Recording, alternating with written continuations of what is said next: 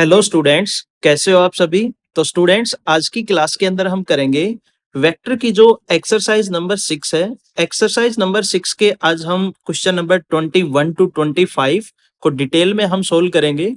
और इस एक्सरसाइज के फर्स्ट 20 क्वेश्चंस को हम सोल्व कर चुके हैं। आई होप वो सभी क्वेश्चन आपके क्लियर हो गए होंगे। अगर उन क्वेश्चन के अंदर आपका कोई डाउट है तो आप कमेंट सेशन के अंदर कमेंट करके जरूर पूछिएगा। तो फिर चलिए स्टूडेंट, हम अपने टॉपिक को स्टार्ट करते हैं। अब हमारे पास क्वेश्चन नंबर 21 आता है। सबसे पहले हम क्वेश्चन नंबर 21 की स्टेटमेंट को समझते हैं। Show that the point A B and C with the position vector R 2 i cap minus J cap plus K cap and i cap minus 3 J cap minus 5 K cap and 3 i cap minus 4 J cap minus 4 K cap are the vertices of the right angle triangle and hence find the area of the triangle।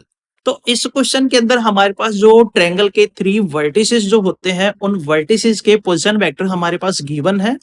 तो सबसे पहले हमने यहां पर ये prove करना है कि जो ट्रायंगल हमारे पास बनेगी वो राइट एंगल ट्रायंगल बनेगी और उसके बाद फिर हमने उस ट्रायंगल का एरिया फाइंड आउट करना है।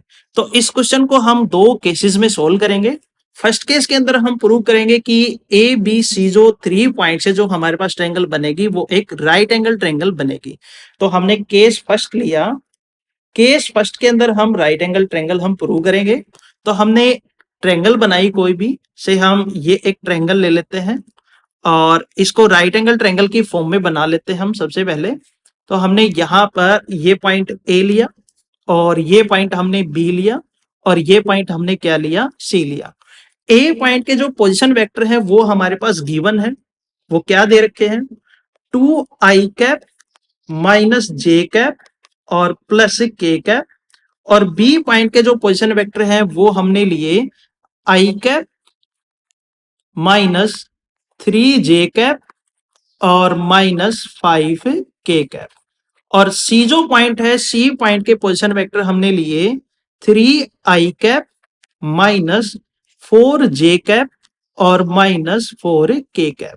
तो अब हम क्या करेंगे कि जो हमारे पास ट्रायंगल की साइड्स हैं, इस ट्रायंगल की साइड्स को हम पोजीशन वेक्टर की फॉर्म में हम रिप्रेजेंट करेंगे। मतलब साइड्स के जो वेक्टर हमारे पास बनेंगे सिंगल वेक्टर, उनकी फॉर्म में हम इनको रिप्रेजेंट करेंगे।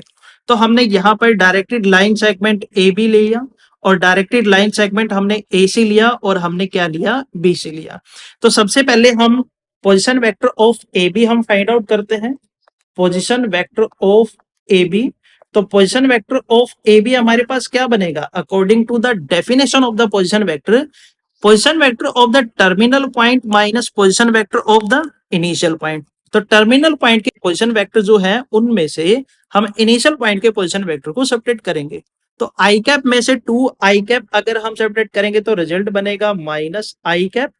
माइनस 3 जे कैप में से माइनस जे कैप हम सब्ट्रैक्ट करेंगे तो ये माइनस जे कैप जो है प्लस का हो जाएगा। तो रिजल्ट बनेगा हमारे पास माइनस 2 जे कैप।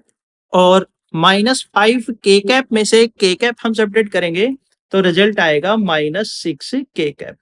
अब हम यहां पर फाइंड आउट करेंगे पोजीशन वेक्टर ऑफ ए सी। अब हमने निकाला पोजीशन वेक्टर ऑफ ए सी। तो टर्मिनल पॉइंट हमारे पास सी है और इनिशियल पॉइंट हमारे पास क्या है, ए है। टर्मिनल पॉइंट के पोजीशन वेक्टर में से हम इनिशियल पॉइंट के पोजीशन वेक्टर को हम सब्ट्रैक्ट करेंगे। 3 i कैप में से 2 i कैप अगर हम सब्ट्रैक्ट करेंगे तो रिजल्ट हमारे पास बनेगा i कैप। और माइनस 4 जे कैप में से माइनस जे कैप हम सब्ट्रैक्ट करेंगे तो यहां पर ये प्लस का हो जाएगा जो माइनस जे कैप है। तो रिजल्ट हमारे पास बनेगा माइनस 3 जे कैप। और माइनस 4 के कैप में से के कैप हम सब्ट्रैक्ट करेंगे तो रिजल्ट बनेगा माइनस 5 के कैप। अब हम फाइंड आउट करेंगे position vector of B C. तो सी पॉइंट के पोजीशन वेक्टर में से बी पॉइंट के पोजीशन वेक्टर को हम सब्ट्रैक्ट करेंगे। 3 आई कैप में से आई कैप हम सब्ट्रैक्ट करेंगे तो रिजल्ट बनेगा 2 आई कैप। माइनस 4 जे कैप में से माइनस ऑफ 3 जे कैप हम सब्ट्रैक्ट करेंगे तो ये माइनस 3 जे कैप प्लस का हो जाएगा। तो रिजल्ट बनेगा हमारे पास माइनस जे कैप। और माइनस 4 के कैप में से माइनस 5 के कैप हम सब्ट्रैक्ट करेंगे तो यहाँ पर माइनस 5 के कैप प्लस का हो जाएगा। तो रिजल्ट हमारे पास बनेगा के कैप। अब हमने यहाँ पर क्या किया कि इसको हमने यहाँ पर राइट एंगल ट्रेंगल हमने प्रूव करना है, तो उसके लिए हमारे पास दो कॉन्सेप्ट बनते हैं। हम फर्स्ट कॉन्सेप्ट लेते हैं कि जो हमारे पास ट्रेंगल की साइड्स है, इन ट्रेंगल की साइड्स को हम मैग्नीट्यूड की फॉर्म में लिख के आते हैं। मैग्नीट्यूड की फॉर्म में लेने का मतलब ये हुआ कि इनकी लेंथ, और इनकी लेंथ हम कैसे निकालेंगे कि जो हमने position vector A B B C और ए सी के हमने निकाले हैं, इनको हम मैग्नीट्यूड की फॉर्म में रिप्रेजेंट करेंगे। तो now magnitude of vector A B हमारे पास क्या आएगा, स्क्वायर रूट ऑफ 1 का स्क्वायर 1 माइनस 2 का स्क्वायर 4 और 6 का स्क्वायर हमारे पास हो जाएगा 36। तो यहां पर हमारे पास आंसर मिला रूट 41।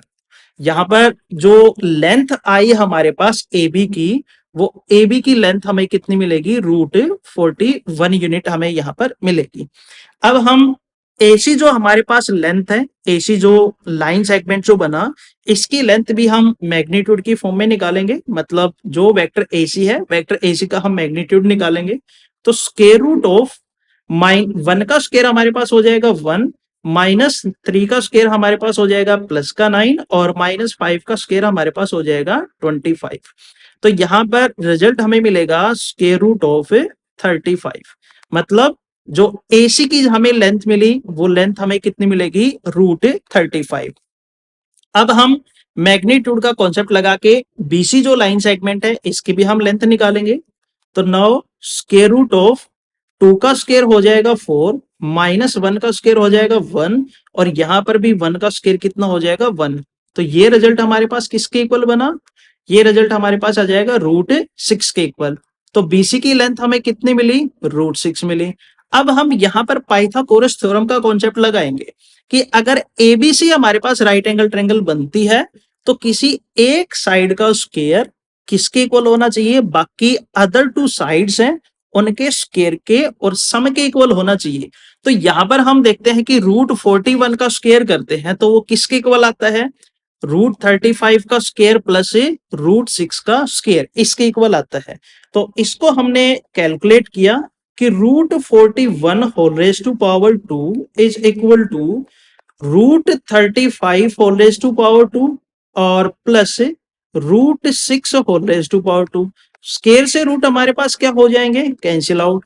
तो रिजल्ट हमारे पास बनेगा 41 is equal to 35 plus 6 is equal to 41। तो left hand side right hand side हमारे पास क्या आ गई, इक्वल आ गई।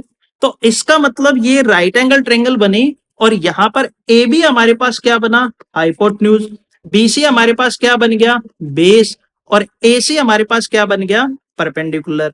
तो अब हमने यहां पर पाइथागोरस थ्योरम का कॉन्सेप्ट यूज करके एबीसी जो ट्रायंगल बनी उसको हमने राइट एंगल ट्रायंगल प्रूव किया। और सेकंड जो केस हमारे पास बनता है, सेकंड केस हम क्या लेते हैं कि हमने यहां पर जो पोजीशन वेक्टर हमने निकाले हैं, हमने वेक्टर पोजीशन वेक्टर हमने फाइंड आउट किया ए बी साइड के लिए और ए सी साइड के लिए और बी सी साइड के लिए। हम यहां पर ये चेक करते हैं कि किन दो साइड का पोजीशन वेक्टर जो है उनका डॉट प्रोडक्ट कराएं और वो हमारे पास इज इक्वल टू 0 आए।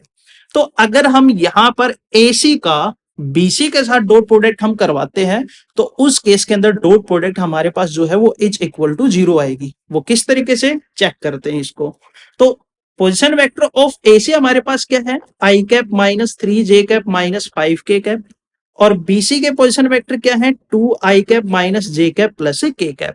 तो हमने यहां पर वेक्टर एसी और वेक्टर बीसी का डॉट प्रोडक्ट करवाया कि ये बोथ जो लाइन सेगमेंट है, डायरेक्टेड लाइन सेगमेंट है, इनका डॉट प्रोडक्ट अगर इज इक्वल टू 0 आता है तो ये आपस में एक दूसरे के परपेंडिकुलर बनेंगे। तो आई कैप का आई कैप के साथ डॉट प्रोडक्ट करवाएंगे तो रिजल्ट आएगा 2, जे कैप का जे कैप के साथ करवाएंगे तो रिजल्ट आएगा प्लस का 3, और के कैप का के कैप के साथ हम डॉट प्रोडक्ट कराएंगे तो रिजल्ट आएगा -5। -5 और +5 दोनों रिजल्ट क्या हो गए, cancel out, is equal to क्या आया, 0। तो इसका मतलब एसी और बीसी जो साइड है वो एक दूसरे के क्या है, परपेंडिकुलर है। परपेंडिकुलर बनी तो इसका मतलब ABC is a right angle triangle. अब हमने सेकंड केस के अंदर ये फाइंड आउट करना था कि एरिया ऑफ द ट्रायंगल। अब एरिया ऑफ द ट्रायंगल निकालने के भी हमारे पास दो कॉन्सेप्ट बनते हैं। फर्स्ट कॉन्सेप्ट हम यहां पर क्या यूज करेंगे कि हमारे पास बेस भी है, हाइपोटेन्यूज भी है और इस ट्रायंगल की हाइट भी है। तो जब हम एरिया ऑफ ट्रायंगल निकालेंगे, हमने यहां पर सेकंड केस लिया और केस सेकंड के अंदर हम इस ट्रायंगल का एरिया फाइंड आउट करेंगे। तो now area of triangle A B C is equal to 1/2 into base into height. Base है हमारे पास √6 और हाइट है हमारे पास √35। जब हम √35 की √6 के साथ मल्टीप्लाई करवाएंगे तो रिजल्ट हमारे पास बचेगा √210 डिवाइडेड बाई 2 स्क्वायर यूनिट्स। तो ये हमारे पास इस ट्रायंगल का क्या आ गया, एरिया आ गया। हमने सिंपल फॉर्मूला यूज किया है। या फिर हम जब पिछली क्लासेस के अंदर हमने वहां पर भी ट्रायंगल का एरिया हमने फाइंड आउट किया था, कोऑर्डिनेट भी हमारे पास गिवन थे, पोजीशन वेक्टर भी हमारे पास गिवन थे। तो उस केस के अंदर जो हमारे पास फॉर्मूला बना था वो क्या बना था कि area of triangle is equal to 1/2 into magnitude of vector A cross vector B. हमने उन क्वेश्चंस के अंदर सबसे पहले वेक्टर ए का वेक्टर बी के साथ क्रॉस प्रोडक्ट करवाया, फिर उसका मैग्नीट्यूड निकाला और मैग्नीट्यूड निकालने के बाद उसको 1/2 से क्या करवाया, मल्टीप्लाई, या फिर 2 से क्या करवाया, डिवाइड।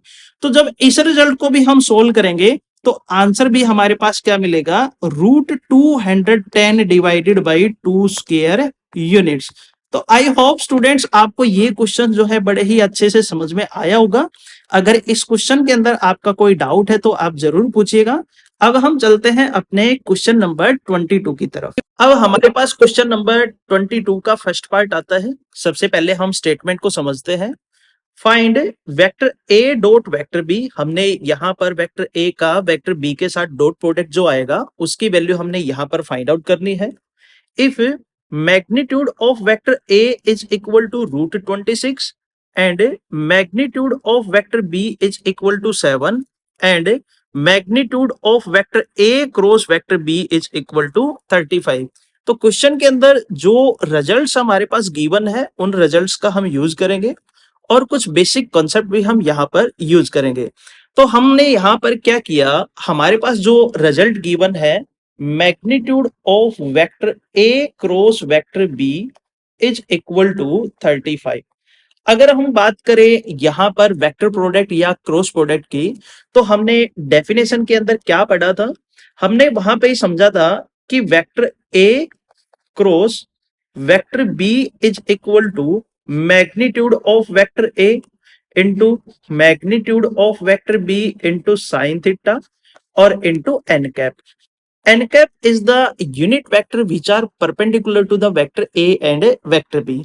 अब हम यहां पर जब मॉडुलस का कॉन्सेप्ट यूज करेंगे या फिर taking mod on both side, तो रिजल्ट हमारे पास क्या बनेगा, magnitude of vector A cross vector B is equal to magnitude of vector A into magnitude of vector B into sine theta. और जब हम यहां पर एन कैप का मैग्नीट्यूड लेंगे तो वो रिजल्ट हमारे पास क्या आएगा, इज इक्वल टू 1 आएगा, because N cap is the unit vector and the magnitude of the unit vector is equal to 1। अब क्वेश्चन के अंदर हमारे पास magnitude of vector A cross vector B का रिजल्ट हमारे पास गिवन है जो कि है 35। तो इस रिजल्ट के अंदर हम magnitude of vector A cross vector B की वैल्यू पुट करेंगे तो रिजल्ट हमारे पास क्या बनेगा, magnitude of vector A into magnitude of vector B into sine theta और इज इक्वल टू 35। अब क्वेश्चन में हमारे पास मैग्नीट्यूड ऑफ वेक्टर ए और मैग्नीट्यूड ऑफ वेक्टर बी जो दोनों जो रिजल्ट्स हैं इनकी वैल्यूज भी हमारे पास गिवन है, तो इस रिजल्ट के अंदर हम ये भी वैल्यू पुट करेंगे तो रिजल्ट हमारे पास आएगा √26 इंटू 7 और into sine theta is equal to 35। तो अब हम यहां पर साइन थीटा की वैल्यू फाइंड आउट करेंगे तो साइन थीटा की वैल्यू क्या आएगी हमारे पास, now sine theta is equal to 35 divided by √26 और इंटू 7। अब 35 जो है वो 7 से कैंसिल आउट होता है तो 7 5 जा कितना हो जाएगा 35। तो यहां पर हमारे पास साइन थीटा की वैल्यू जो आएगी, sine theta is equal to 5 divided by √26। अब हमने 10th क्लास के अंदर ट्रिग्नोमेट्री आइडेंटिटीज के बारे में हमने समझा था। तो वहां पर एक ट्रिग्नोमेट्री आइडेंटिटी हमने साइन थीटा और कोस थीटा की फॉर्म में भी हमने समझी थी। वो आइडेंटिटी हमारे पास क्या होती है कि sine square theta plus cos square theta is equal to 1। तो यहां से हम कोस थीटा की वैल्यू निकालेंगे। तो now cos square theta is equal to 1 minus sine square theta, taking square root on both side. जब हम दोनों तरफ स्क्वायर रूट करेंगे तो लेफ्ट हैंड साइड में रिजल्ट बचेगा हमारे पास कोस थीटा और is equal to square root of 1 minus sine square theta, और हमारे पास आगे साइन आ जाएगा प्लस माइनस का। अब साइन थीटा की वैल्यू है हमारे पास 5 डिवाइडेड बाई रूट 26। तो यहां पर इस रिजल्ट के अंदर हम साइन थीटा की वैल्यू पुट करेंगे तो रिजल्ट हमारे पास क्या बचेगा, cos theta is equal to plus minus square root of 1 minus sine theta की वैल्यू है हमारे पास 5 डिवाइडेड बाई रूट 26। अब हम यहां पर साइन स्क्वायर थीटा की वैल्यू निकालेंगे तो साइन स्क्वायर थीटा की वैल्यू आ जाएगी हमारे पास 25 डिवाइडेड बाई 26। अब इसको हम एलसीएम मेथड से सोल्व करेंगे तो then cos theta is equal to plus minus square root of 1 divided by 26। तो यहां पर हमारे पास जो कोस थीटा की वैल्यू आएगी, cos theta is equal to numerator का रूट हमने अलग किया और डिनोमिनेटर का रूट हमने अलग किया, तो रिजल्ट बचेगा हमारे पास 1 डिवाइडेड बाई रूट 26। तो यहां पर ये हमारे पास कोस थीटा की वैल्यू आ गई। अब हमने फाइंड आउट करना है यहां पर वेक्टर ए का वेक्टर बी के साथ डॉट प्रोडक्ट। तो हमने स्केलर प्रोडक्ट या डॉट प्रोडक्ट का फॉर्मूला जो हमने पढ़ा हुआ है वो क्या है कि vector A dot vector B is equal to magnitude of vector A into magnitude of vector B into cos theta. अब इस रिजल्ट के अंदर हमारे पास मैग्नीट्यूड ऑफ वेक्टर ए की भी वैल्यू है, मैग्नीट्यूड ऑफ वेक्टर बी की भी वैल्यू है और कोस थीटा की वैल्यू भी हमने यहाँ पर फाइंड आउट की है। तो ये सभी वैल्यूज इस रिजल्ट के अंदर हम पुट करेंगे तो then vector A dot vector B is equal to magnitude of vector A है हमारे पास रूट 26 इनटू और मैग्नीट्यूड ऑफ वेक्टर बी है हमारे पास 7 और इनटू कोस थीटा की वैल्यू है हमारे पास plus minus 1 divided by root 26। तो यहां पर रूट 26 से रूट 26 हम कैंसिल आउट कर देंगे तो फाइनली रिजल्ट हमारे पास क्या बचेगा, vector A dot vector B is equal to 7। और इस क्वेश्चन के अंदर हमने यहां पर vector A dot vector B की वैल्यू फाइंड आउट करनी थी, जो कि यहाँ पर साइन भी है हमारे पास प्लस माइनस का। तो vector A dot vector B की वैल्यू जो हमारे पास आएगी वो हमें मिलेगी यहाँ पर vector A dot vector B is equal to plus minus 7। तो ये हमारे पास इस क्वेश्चन का क्या हो गया आंसर। अब हमारे पास क्वेश्चन नंबर 22 का सेकंड पार्ट आता है। स्टेटमेंट में क्या गिवन है, if magnitude of vector A is equal to 3 and magnitude of vector B is equal to 4 and vector A dot vector B is equal to 9, find the value of magnitude of vector A cross vector B। तो जो question के अंदर given है हम उन्हीं terms का use करेंगे और कुछ बेसिक कॉन्सेप्ट है उनका भी हम यहाँ पर यूज करेंगे। तो अगर हम बात करें यहाँ पर vector A dot vector B की, तो हमने स्केलर प्रोडक्ट या डॉट प्रोडक्ट के अंदर हमने फॉर्मूला पढ़ा है, वो हमारे पास क्या होता है, vector A dot vector B is equal to magnitude of vector A into magnitude of vector B into cos theta. यहां पर हमारे पास क्वेश्चन में vector A dot vector B की भी वैल्यू गिवन है और magnitude of vector A and magnitude of vector B की वैल्यू भी गिवन है। तो यहां से हम कोस थीटा की वैल्यू फाइंड आउट करेंगे। तो vector A dot vector B है हमारे पास 9 के equal is equal to magnitude of vector A है हमारे पास 3 के इक्वल और मैग्नीट्यूड ऑफ वेक्टर बी है हमारे पास 4 के इक्वल और इनटू कोस थीटा। तो यहां से जब हम कोस थीटा की वैल्यू फाइंड आउट करेंगे तो then cos theta is equal to 9 divided by 12। अब यहां पर 9 और 12 3 से कैंसिल आउट होता है तो 3 3 जा 9 और 3 4 जा 12। तो यहां से cos थीटा की वैल्यू हमें मिलेगी, cos theta is equal to 3 divided by 4। अब हम यहां पर भी ट्रिग्नोमेट्री आइडेंटिटीज का यूज करेंगे, साइन स्क्वायर थीटा और कोस स्क्वायर थीटा की फॉर्म में जो हमने पड़ी हुई है। तो वो आइडेंटिटी हमारे पास क्या होती है, sine square theta plus cos square theta is equal to 1। इस आइडेंटिटी के अंदर हम कोस स्क्वायर थीटा की वैल्यू पुट करेंगे, तो now sine square theta plus cos square theta की वैल्यू हो जाएगी हमारे पास 9 डिवाइडेड बाई 16 और इज इक्वल टू 1।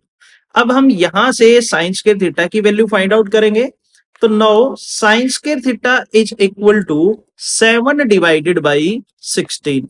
अब हमने क्या किया, दोनों तरफ स्क्वायर रूट किया, तो स्क्वायर रूट करेंगे तो साइन थीटा की वैल्यू जो हमें मिलेगी, sine theta is equal to plus minus square root of 7 divided by 16।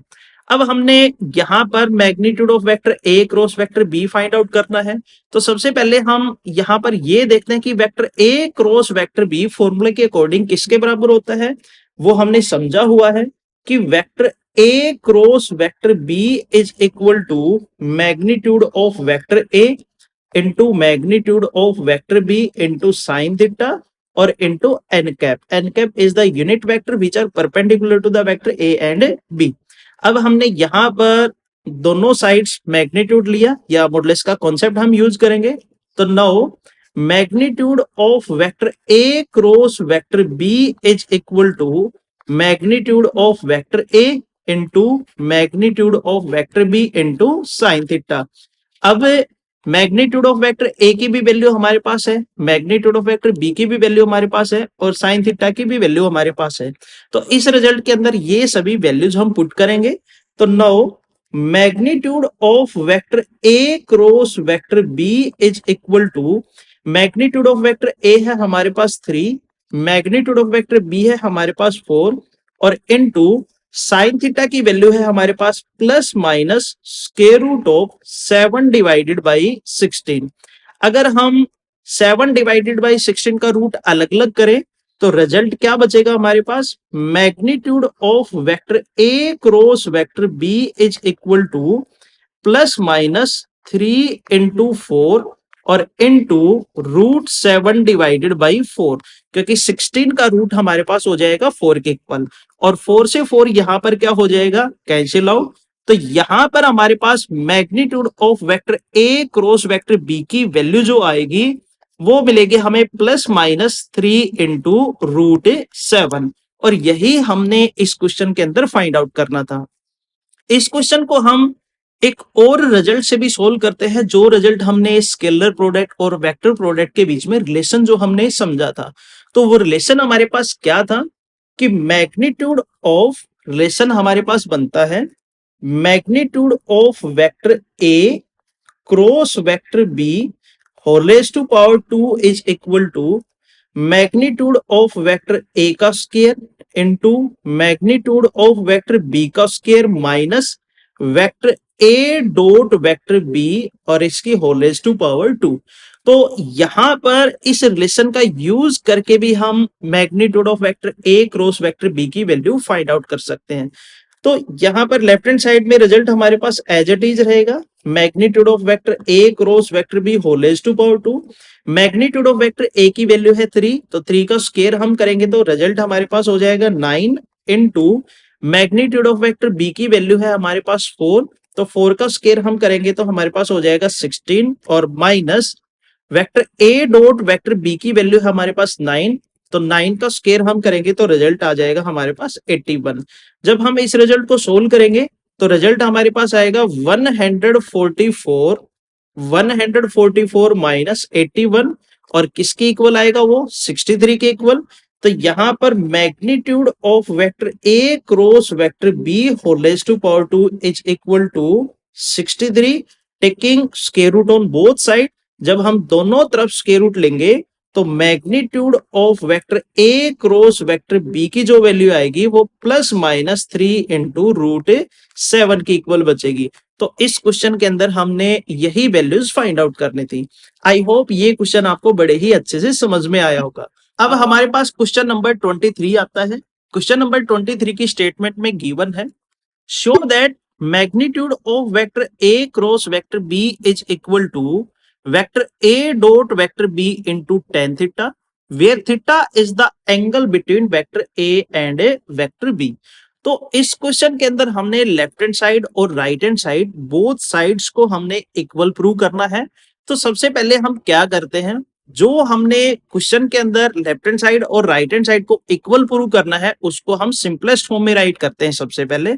तो क्वेश्चन के अंदर हमारे पास गिवन है magnitude of vector A cross vector B is equal to vector A dot vector B into tan theta. अब यहां पर right hand side में जो vector A dot vector B जो हमारे पास रिजल्ट है उसको हम लेफ्ट हैंड साइड में लेके आते हैं, तो हमारे पास रिजल्ट आएगा डिवाइड में। तो रिजल्ट क्या बचेगा, magnitude of vector A cross vector B divided by vector A dot vector B is equal to tan theta. तो अब इस रिजल्ट को प्रूव करना हमारे लिए और भी सिंपल रहेगा। अब हम क्या करेंगे, यहां पर लेफ्ट हैंड साइड को हम लेके चलेंगे और लेफ्ट हैंड साइड को हम राइट हैंड साइड के क्या करेंगे, इक्वल प्रूव करेंगे। तो हमारे पास ये रिजल्ट भी क्या हो जाएगा, वहां पर प्रूव हो जाएगा। तो न्यूमरेटर के अंदर जो रिजल्ट दे रखा है लेफ्ट हैंड साइड के अंदर वो magnitude of vector A cross vector B है, और magnitude of vector A cross vector B किसके इक्वल होता है, magnitude of vector A into magnitude of vector B into sine theta. और डिनोमिनेटर में जो रिजल्ट है vector A dot vector B, वो रिजल्ट हमारे पास होता है vector A dot vector B is equal to magnitude of vector A into magnitude of vector B into cos theta. तो बोथ रिजल्ट्स की हम वैल्यू लेफ्ट हैंड साइड के अंदर पुट करेंगे। तो हमने यहां पर साइड ली taking left hand side, taking left hand side.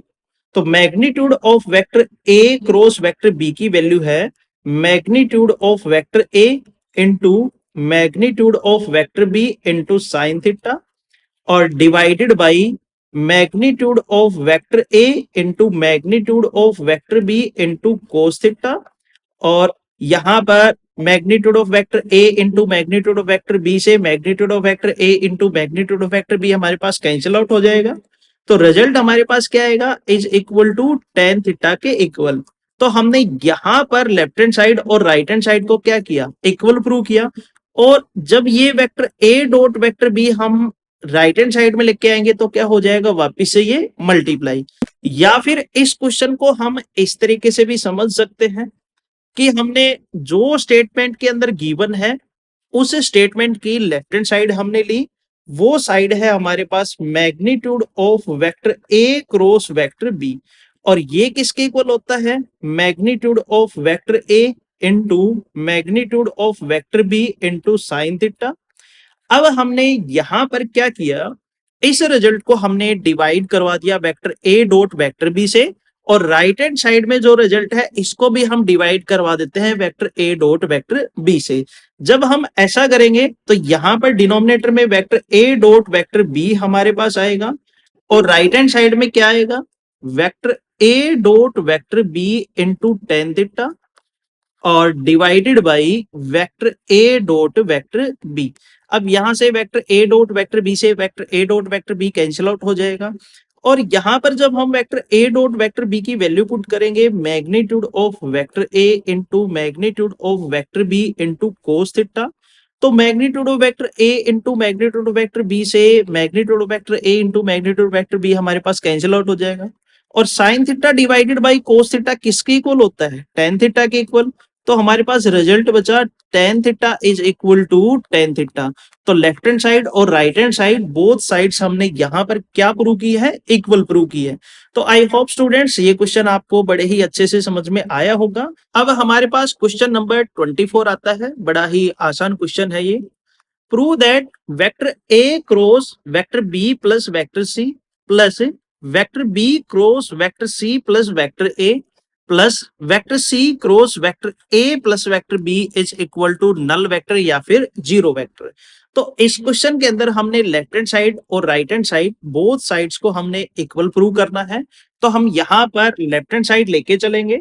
तो now taking left hand side, हम यहां पर लेफ्ट हैंड साइड लेके चलेंगे।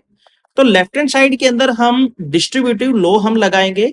तो वेक्टर ए का सबसे पहले बी के साथ क्रॉस प्रोडक्ट हम करेंगे, प्लस वेक्टर ए का फिर हम वेक्टर सी के साथ क्रॉस प्रोडक्ट करेंगे, और बाकी रिजल्ट्स के अंदर भी हम डिस्ट्रीब्यूटिव लॉ हम लगाएंगे। तो हमने डिस्ट्रीब्यूटिव लॉ लगाया, vector A cross vector B plus vector A cross vector C plus vector B cross vector C और plus vector B cross vector A plus vector C cross vector A और plus vector C cross vector B.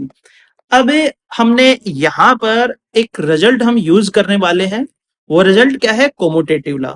जब हमने vector product या cross product का concept हमने किया था, तो वहां पर उनकी प्रॉपर्टीज भी हमने समझी थी, और प्रॉपर्टीज के अंदर जो कोमोटेटिव लॉ आता है, तो उस लॉ के अंदर क्रॉस प्रोडक्ट किस तरीके से हमारे पास लगता है कि vector A cross vector B is equal to negative of vector B cross vector A. तो यही लॉ हम यहां पर यूज करने वाले हैं। तो vector A cross vector B हमारे पास एज इट इज हमने यहां पर लिया, vector A cross vector B हमारे पास एज इट इज है, plus vector A cross vector C भी हमारे पास एज इट इज है, और plus vector B cross vector C भी हमारे पास एज इट इज है। अब हमने क्या किया कि हमारे पास ये जो रिजल्ट है बी क्रॉस ए, इसको हम लिख सकते हैं negative of vector A cross vector B, commutative property के अकॉर्डिंग। और vector C cross vector A को हम लिख सकते हैं negative of vector A cross vector C, और यहां पर vector C cross vector B को हम लिख सकते हैं negative of vector B cross vector C. तो पॉजिटिव से नेगेटिव जो टर्म्स हैं वो हमारी कैंसिल आउट हो जाएंगी, और कैंसिल आउट होने के बाद जो रिजल्ट हमें मिलेगा वो क्या मिलेगा, एक जीरो वेक्टर हमें मिलेगा। तो इस क्वेश्चन के अंदर हमने यही प्रूव करना था कि लेफ्ट हैंड साइड और right hand side both sides हमारे पास इक्वल आती है या नहीं आती है। तो बड़ा ही आसान क्वेश्चन था स्टूडेंट ये। अब हमारे पास क्वेश्चन नंबर 25 आता है, बड़ा ही इंटरेस्टिंग क्वेश्चन है ये। If vector A, vector B and vector C are three vectors such that vector A cross vector B is equal to vector C, comma vector B cross vector C is equal to vector A, prove that vector A, vector B and vector C are mutually right angle. इसका मतलब ये हुआ कि ये जो three vectors हैं, हमने first case के अंदर ये प्रूव करना पड़ेगा कि तीनों के तीनों जो वेक्टर्स हैं, ए, वेक्टर बी और वेक्टर सी म्यूचुअली परपेंडिकुलर होंगे, and magnitude of vector B is equal to 1 and magnitude of vector C is equal to magnitude of vector A. और ये दो रिजल्ट्स भी हमने यहां पर प्रूव करने पड़ेंगे। तो फर्स्ट केस के अंदर हम थ्री वेक्टर्स को म्यूचुअली परपेंडिकुलर हम प्रूव करेंगे। तो जो गिवन कंडीशन है उस कंडीशन को हम लेके चलेंगे। तो केस हमने फर्स्ट लिया, केस फर्स्ट के अंदर हम थ्री वेक्टर्स को म्यूचुअली परपेंडिकुलर करने वाले हैं। तो गिवन कंडीशन के अंदर क्या है हमारे पास कि vector A cross vector B is equal to vector C and vector B cross vector C is equal to vector A. तो अगर हम यहां पर राइट हैंड सिस्टम को ऑब्जर्व करें, तो जब हमने वेक्टर प्रोडक्ट या क्रॉस प्रोडक्ट हमने वहां पर समझा था, तो उस केस के अंदर हमने कोई भी दो वेक्टर्स हमने लिए थे। सपोज ये वेक्टर हमने एक वेक्टर ए लिया और सेकंड वेक्टर हमने वेक्टर बी लिया। जब हम बोथ वेक्टर्स का क्रॉस प्रोडक्ट करवाते हैं और क्रॉस प्रोडक्ट करवाने के बाद जो रिजल्टेंट वेक्टर बनता है, वो रिजल्टेंट वेक्टर बोथ वेक्टर्स के ऊपर क्या होता है, परपेंडिकुलर होता है। तो इसका मतलब ये हुआ कि हमने यहां पर वेक्टर ए का वेक्टर बी के साथ क्रॉस प्रोडक्ट करवाया, और क्रॉस प्रोडक्ट करवाने के बाद जो रिजल्टेंट वेक्टर बन रहा है वो हमारे पास वेक्टर सी बन रहा है। तो इसका मतलब ये हुआ कि वेक्टर सी जो होगा वो वेक्टर सी, वेक्टर ए और वेक्टर बी बोथ वेक्टर्स के ऊपर क्या होगा, परपेंडिकुलर होगा। तो इस रिजल्ट से हमने यहां पर ये ऑब्जर्व किया कि vector A is perpendicular to vector C and vector B is perpendicular to vector C. Vector A B और वेक्टर बी भी वेक्टर सी के ऊपर क्या होंगे, परपेंडिकुलर होंगे। अब हम देखते हैं सेकंड रिजल्ट को। तो सेकंड रिजल्ट के अंदर हमारे पास क्या है कि हमने एक वेक्टर बी ले रखा है। फर्स्ट हमने वेक्टर बी लिया और सेकंड वेक्टर हमने क्या लिया, वेक्टर सी लिया। जब हम वेक्टर बी का वेक्टर सी के साथ क्रॉस प्रोडक्ट करवाएंगे तो रिजल्ट के अंदर जो वेक्टर बनेगा वो वेक्टर वेक्टर बी और वेक्टर सी बोथ वेक्टर्स के ऊपर क्या होगा, परपेंडिकुलर होगा। और वेक्टर बी का जब हम वेक्टर सी के साथ क्रॉस प्रोडक्ट करवाते हैं तो रिजल्ट के अंदर वेक्टर क्या बन रहा है, वेक्टर ए बन रहा है। इसका मतलब ये हमारे पास क्या बना, वेक्टर ए बना। तो इसका मतलब ये हुआ कि vector A is perpendicular to vector B and vector A is perpendicular to vector C. तो यहां से हमें एक रिजल्ट मिलता है कि जो थ्री वेक्टर्स है हमारे पास, vector A, vector B and vector C, वो तीनों के तीनों वेक्टर्स हमारे पास क्या बने, mutually perpendicular to each other. तो फर्स्ट केस तो हमारे पास यहां पर सोल्व हो गया कि vector A and vector B and vector C are mutually perpendicular. ये हमारे पास बना फर्स्ट केस। अब सेकंड केस के अंदर हमने प्रूव करना है कि magnitude of vector B is equal to 1 होगा और magnitude of vector C is equal to magnitude of vector A. ये दोनों के दोनों जो रिजल्ट्स हैं ये इक्वल होंगे। तो अब हम लेते हैं यहां पर सेकंड केस। तो सेकंड केस के अंदर हमने क्या किया, हमने सेकंड केस के अंदर हम यूज करेंगे जो गिवन रिजल्ट्स है हमारे पास, इन्हीं रिजल्ट्स का हम यूज करके चलेंगे। फर्स्ट रिजल्ट हमारे पास गिवन है vector A cross vector B is equal to vector C और सेकंड रिजल्ट है हमारे पास vector B cross vector C is equal to vector A. तो यहां पर इस इक्वेशन को हमने सपोज किया फर्स्ट और इसको हमने सपोज किया सेकंड।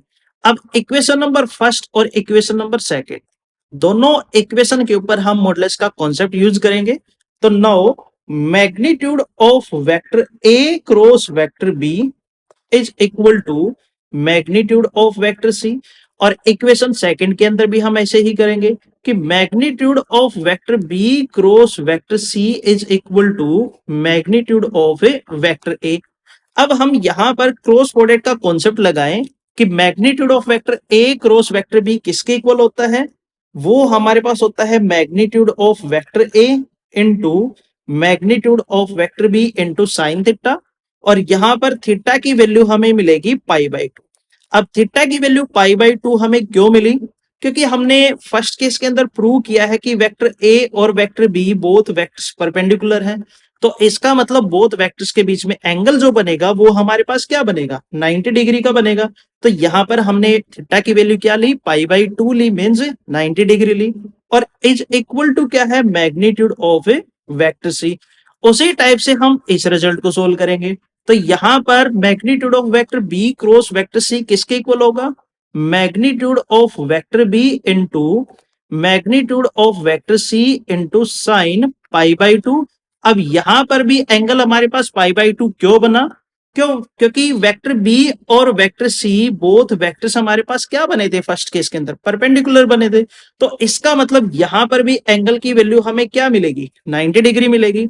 और इज इक्वल टू क्या है, magnitude of A vector A.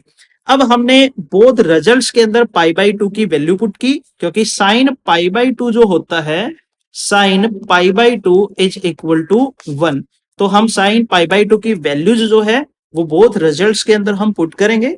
तो रिजल्ट हमारे पास बनेगा magnitude of vector A into magnitude of vector B is equal to magnitude of vector C. और यहां से हमें रिजल्ट मिलेगा magnitude of vector B into magnitude of vector C is equal to magnitude of vector A. इसको हमने represent किया equation number 3 से और इसको हम रिप्रेजेंट करते हैं इक्वेशन नंबर 4 से। तो जब हमने इक्वेशन नंबर 4 में जो वेक्टर ए की वैल्यू है, मैग्नीट्यूड ऑफ वेक्टर ए की जो वैल्यू है उसको हम इक्वेशन नंबर 3 के अंदर पुट करेंगे, या फिर इक्वेशन नंबर 3 से जो मैग्नीट्यूड ऑफ वेक्टर सी की वैल्यू है उसको हम इक्वेशन नंबर 4 में भी पुट कर सकते हैं।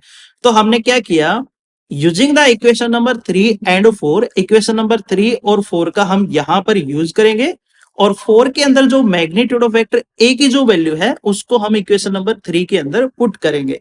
तो रिजल्ट हमारे पास क्या बनेगा कि magnitude of vector B into magnitude of vector C, यहां पर हमने मैग्नीट्यूड ऑफ वेक्टर ए की वैल्यू पुट की और ये मैग्नीट्यूड ऑफ वेक्टर बी हमारे पास एज इट इज रहेगा।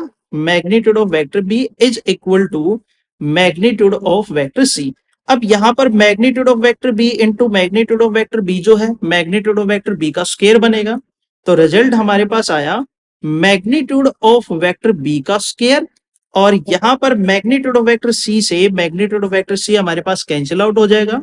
तो रिजल्ट क्या बचेगा, इज इक्वल टू 1। अब यहां पर वेक्टर बी का हम मैग्नीट्यूड निकाल रहे हैं और उस मैग्नीट्यूड का स्क्वायर जब हम करते हैं तो इज इक्वल टू 1 आता है, क्योंकि हमारे पास मॉडुलस रिजल्ट है और मॉडुलस रिजल्ट जो होता है वो हमारे पास वैल्यू जो है पॉजिटिव में देता है।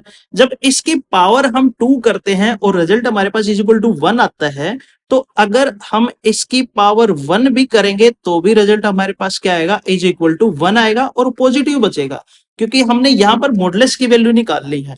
अब मैग्नीट्यूड ऑफ वेक्टर बी की जो वैल्यू आई, इस वैल्यू को हम इक्वेशन नंबर 4 के अंदर पुट करते हैं। तो यहां पर हमने क्या पुट किया, 1, और 1 को मैग्नीट्यूड ऑफ वेक्टर सी से मल्टीप्लाई करवाएंगे तो क्या बचेगा, मैग्नीट्यूड ऑफ वेक्टर सी बचेगा। तो इस रिजल्ट में जब हमने मैग्नीट्यूड ऑफ वेक्टर बी की वैल्यू पुट की तो रिजल्ट हमारे पास बचा magnitude of vector C is equal to magnitude of A vector A. और हमने जो सेकंड पार्ट है, सेकंड पार्ट के अंदर मैग्नीट्यूड ऑफ वेक्टर बी की वैल्यू हमने 1 प्रूव करने दी और मैग्नीट्यूड ऑफ वेक्टर सी और मैग्नीट्यूड ऑफ वेक्टर ए को हमने क्या प्रूव करना था, इक्वल प्रूव करना था। तो आई होप स्टूडेंट्स आपको ये क्वेश्चन बड़े ही अच्छे से समझ में आया होगा। अगर इस क्वेश्चन के अंदर आपका कोई डाउट है तो आप जरूर पूछिएगा। तो स्टूडेंट्स आज की क्लास के अंदर बस इतना ही। आई होप जितने भी हमने 5 क्वेश्चंस हमने सोल्व किए हैं वो आपको अच्छे से समझ में आए होंगे। अगर इन क्वेश्चन के अंदर आपका कोई डाउट है या प्रीवियस क्वेश्चन जो हम कर चुके हैं उनके अंदर आपका कोई डाउट है तो आप कमेंट सेक्शन के अंदर कमेंट करके जरूर पूछेगा। और जो इस चैनल पे नए हैं तो प्लीज चैनल को लाइक, शेयर और सब्सक्राइब जरूर करें और अपने फ्रेंड्स के साथ भी शेयर करते रहें। कल की क्लास के अंदर हम इस एक्सरसाइज के नेक्स्ट 5 क्वेश्चन हम सोल्व करेंगे। तो फिर चलिए स्टूडेंट मिलते हैं कल की क्लास के अंदर। Thank you, have a nice day.